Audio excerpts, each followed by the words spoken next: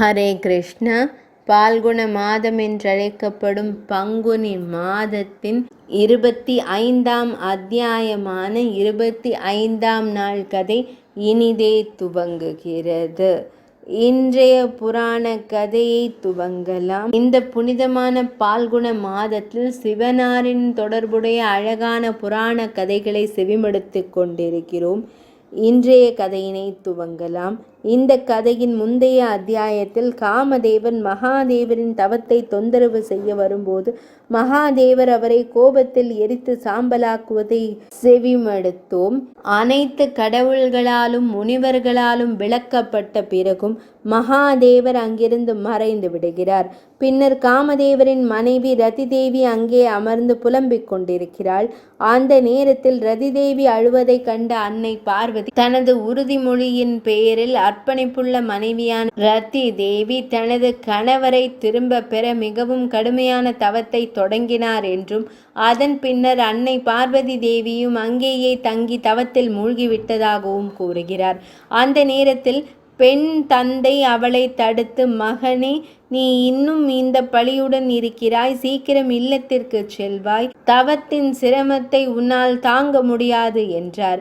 அப்போது பெண்ணான பார்வதி, அன்னை தந்தை, நான் இல்லத்திற்கு செல்ல மாட்டேன், தயவு செய்து என் பதிலை கேளுங்கள், எனது விடையினை செவிமடுங்கள், இங்கு அழைத்து அவரை ஏற்றுக்கொள்வேன் என்றாள். இதை கூறி புத்திசாலி தேவி பார்வதி தனது மனதினை ஒருமுகப்படுத்தி மிகவும் தீவிரமான தவத்தின் மூலம் சிவனாரை வழிபடத் தொடங்கினார். அந்த நேரத்தில் ஜெயா, விஜயா, மாதவி, சுலோச்சனா, சுஷ்ருதா, சுதா, சுகி, பிரம்மலோச்சா, சுபாகா, ஷியாமா, ஜித்ராங்கி, பரோனி மற்றும் சுதா மற்றும் பல சகிகள் கிரிராஜ நந்தினியின் சேவையில் வாழத் தொடங்கினர். ருத்ர பகவான் காமதேவரை எரித்த இடத்தில் அன்னை பார்வதி ஒரு பலிபீடத்தை கட்டி அதன் மீது அமர்ந்தார். அவள் உணவையும் பழங்களையும் கைவிட்டு பச்சை இலைகளை மட்டுமே உட்கொள்ள தொடங்கினாள். சிறிது காலத்திற்கு பின்னர் அவள் பச்சை இலைகளையும் கைவிட்டு உலர்ந்த இலைகளை உட்கொண்டு பின்னர் அதையும் கைவிட்டு காற்றை மட்டுமே அருந்தி வாழத் தொடங்கினாள். வாயு போஜனம் செய்தே வாழத் தொடங்கினாள். இந்த வழியில் கற்பு மற்றும் நல்லொழுக்கமுள்ள கிரிஜா தேவி நீண்ட காலம் தவத்தில் ஈடுபட்டார். சங்கரனாரின் மகிழ்ச்சிக்காக தனது இதயத்தில் மிகுந்த பக்தியை வைத்திருந்த அன்னை பார்வதி தேவி தீவிர தவத்தின் மூலம் அவரை வழிபட்டார். அன்னை பார்வதி தேவியின் அந்த மகா தவத்தின் காரணமாக முழு உயிருள்ள மற்றும் உயிரற்ற உலகமும் துயரமடைய தொடங்கியது. பின்னர் அனைத்து தேவர்களும் அசுரர்களும் ஒன்றாக பிரம்மதேவரிடம் அடைக்கலம் தேடிச் சென்றனர். தேவர்கள், பகவானே, தாம் முழு உயிருள்ள மற்றும் உயிரற்ற உலகத்தையும் பாதுகாத்து விட்டீர் என்றனர். இதை அறிந்த பிரம்மதேவர் மிக அற்புதமான க்ஷீரசாகரத்தின் கரைக்கு சென்றார். அங்கு அவர் விஷ்ணுமூர்த்தி அற்புதமான ஆதிசேஷனான அழகிய அரவத்தின் மீது பள்ளி கொள்வதை கண்டார். லக்ஷ்மி தேவி தொடர்ந்து தனது 2 பாதங்களையும் சேவித்துக் கொண்டிருந்தார். கருட ஆழ்வார் சிறிது தூரத்தில் தலை வணங்கி கரங்களை அகல திறந்து இறைவனுக்கு சேவை செய்து கொண்டிருந்தார். ஸ்ரீ, காந்தி, துஷ்டி, விருத்தி மற்றும் தயா ஆகிய தெய்வங்களும் இறைவனுக்கு சேவை செய்வதில் ஈடுபட்டிருந்தனர். 9 சக்திகளை கொண்ட பகவான் ஸ்ரீ மகாவிஷ்ணு தனது பராசர்களால் சூழப்பட்டார். குமுத், குமுத்வான், சனகன், சனாந்தனன், மகாபாக்யவான், சனாதனன், பிரசுப்தா, விஜயன், அரிஜித், ஜெயந்த், ஜெயத், சென், பரம், காந்தி, மான், ஜெயா, சனத்குமாரர், பெரிய துறவியான நாரத மாமுனிவர், தும்புரு முனிவர், கௌதமரின் கதாயுதம், மகாசங்கரர் 5 பேர் பிறந்தது, சுதர்சன சக்கரம், துஷ்ரங்கம் என்ற அற்புதமான வில், இவை அனைத்தும் பிரம்மதேவரின் சிலைகளாக அங்கே காணப்பட்டன. அனைத்து கடவுள்களும் பரம விஷ்ணுவிடம் சென்று அவரிடம், மகாவிஷ்ணு மூர்த்தியே, அன்னை பார்வதி தேவியின் கடுமையான தவத்தால் நாங்கள் எரிந்து கொண்டிருக்கிறோம், வேதனையுடன் உங்களிடம் வந்துள்ளோம், தயவு செய்து எங்களை காப்பாற்றுங்கள் என்று பிரார்த்தனை செய்தனர். பின்னர் ஆதிசேஷரின் படுக்கையில் அமர்ந்த பகவான் ஸ்ரீஹரி இவ்வாறு கூறினார்: தேவர்களே, இன்று நான் உங்களை என்னுடன் பரமபுருஷ மகாதேவரிடம் அழைத்துச் செல்கிறேன். தேவி பார்வதியை திருமணம் செய்ய அவர் சம்மதிக்க வேண்டும் என்று நாம் அனைவரும் அவரிடம் பிரார்த்தனை செய்வோம். சிவனார் பண்டைய மனிதர், அனைவருக்கும் அதிபதி, அனைவராலும் போற்றப்படுபவர், பரிபூரண வடிவத்தின் உச்சம். மேலும் அவர் பரமபுருஷனும் கூட. இந்த நேரத்தில் அவர் தவத்தில் ஈடுபட்டுள்ளார். நாம் அனைவரும் அவரிடம் அடைக்கலம் தேடுகிறோம். பகவான் ஸ்ரீ மகாவிஷ்ணுவின் வார்த்தைகளை கேட்டதும் அனைத்து கடவுள்களும் பினாகரை ஏந்திய சிவனாரை காணச் சென்றனர். சிவபெருமான் கடலுக்கு அப்பால் யுகாசனத்தில் சந்திரனின் சிம்மாசனம் சரியான தியானத்தில் அமர்ந்திருந்தார். அவரது சீடர்கள் அவரை சூழ்ந்து கரங்களில் விசர்பார்ஜரை பிடித்து சங்கம் மற்றும் பத்ம அரவத்தின் வளையலை அணிந்திருந்தனர். அவரது வழக்கமான உடைக்கு பதிலாக அவர் ஓர் தோல் அங்கி அணிந்திருந்தார்.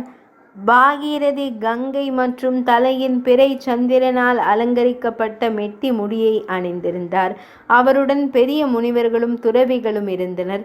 அவரது நெற்றியின் பளபளப்பு கற்பூரம் போன்ற தங்க நிறமாகவும் நீல நிற தாடை அவரது கழுத்தை அலங்கரித்தது. அவரது வாகனமான நந்திகேஸ்வரரும் சிவபெருமானுக்கு அருகில் இருந்தார். அற்புதமான மகிமையுடன் கூடிய இந்த அற்புதமான சிவனாரை அனைத்து தேவர்களும் கண்டனர். அந்த நேரத்தில் பிரம்மதேவர், பகவான் ஸ்ரீ மகாவிஷ்ணு மூர்த்தி, முனிவர்கள், தேவர்கள் மற்றும் அசுரர்கள் வேதங்கள் மற்றும் உபநிடதங்களில் இருந்து ஏராளமான பாடல்களால் சிவபெருமானை புகழ்ந்தனர். பிரம்மதேவர் கூறினார்: காமதேவரை அழித்த ஸ்ரீ ருத்ரதேவருக்கு வணக்கம். அவர் ஒளியின் வடிவமாக இருப்பதால் பார்கா என்று பெயரிடப்பட்டார். 3 உலகங்களிலும் மிகப்பெரிய செல்வத்தை பெற்றவர். அந்த 3 விழிகளை கொண்ட மகேஸ்வரனாருக்கு வணக்கம். உலகம் முழுவதையும் வளர்க்கும் சகோதரன், முழு பிரபஞ்சத்தையும் கொண்டவர் அந்த பகவான் திரியம்பகருக்கு வணக்கம். பகவானே, நீங்கள் அனைத்து உலகங்களையும் வளர்க்கும் தந்தை, தாய் மற்றும் கடவுள். நீங்கள் உலகத்தின் எஜமானர் மற்றும் பாதுகாவலர். பகவானே, தயை கூர்ந்து எங்களை உயர்த்துங்கள். தெய்வங்கள் இவ்வாறு பிரார்த்தனை செய்தபோது கருணையுள்ள உயர்ந்தவர் மகேஸ்வரனார் சம்புமூர்த்தி சிறந்த யோகத்தை பெற்றவர் மெதுவாக தியானத்திலிருந்து ஓய்வெடுத்து, இந்த முறையில் கடவுள்களிடம் மிகவும் அதிர்ஷ்டசாலி பிரம்மதேவர் மற்றும் பாதி கடவுள்களே, நீங்கள் அனைவரும் ஏன் என் அருகில் வந்தீர்கள்? இந்த நேரத்தில் இங்கு வந்ததன் நோக்கம் என்ன?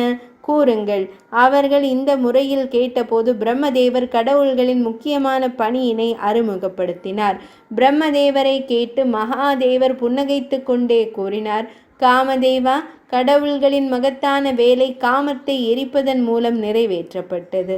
மகத்தான பணியானது நிறைவடைந்தது. இந்த காமத்தின் எரிவினால் நீங்கள் அனைவரும் ஆசையற்றவர்களாகிவிட்டீர்கள். இப்போது நான் இருப்பது போல் ஆகிவிடுங்கள். நாங்கள் விடாமுயற்சியுடன் செயல்பட்டு மற்றவர்களை மிகவும் கடினமான மற்றும் உயர்ந்த தவத்தை செய்ய வைப்போம். காமத்தின் கடவுளாக மாறுவதற்கு பதிலாக நீங்கள் அனைவரும் கடவுள்கள் பரவசத்தில் மூழ்குவதற்கு பதிலாக மகிழ்ச்சியாக இருக்க வேண்டும்.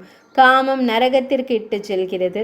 அதுவே கோபத்திற்கு காரணம். கோபம் பற்றுதலுக்கு இட்டுச் செல்கிறது. மேலும் பற்றுதல் விரைவாக ஒரு நபரை பிரம்மத்தின் ஆழத்திற்கு இட்டுச் செல்கிறது. எனவே அனைத்து பெரிய கடவுள்களும் காமத்தையும் கோபத்தையும் கைவிட்டு வேதங்கள் மற்றும் துறவிகளின் உண்மையான போதனைகளை பின்பற்றி அதற்கேற்ப தங்கள் வாழ்க்கையை வாழ வேண்டும். இதை கூறிய பிறகு பகவான் மகாதேவர் கடவுள்களுக்கும் முனிவர்களுக்கும் விளக்கிய பின்னர் மீண்டும் ஒருமுறை தியானத்தில் இறங்கி அமைதியாகிவிட்டார்.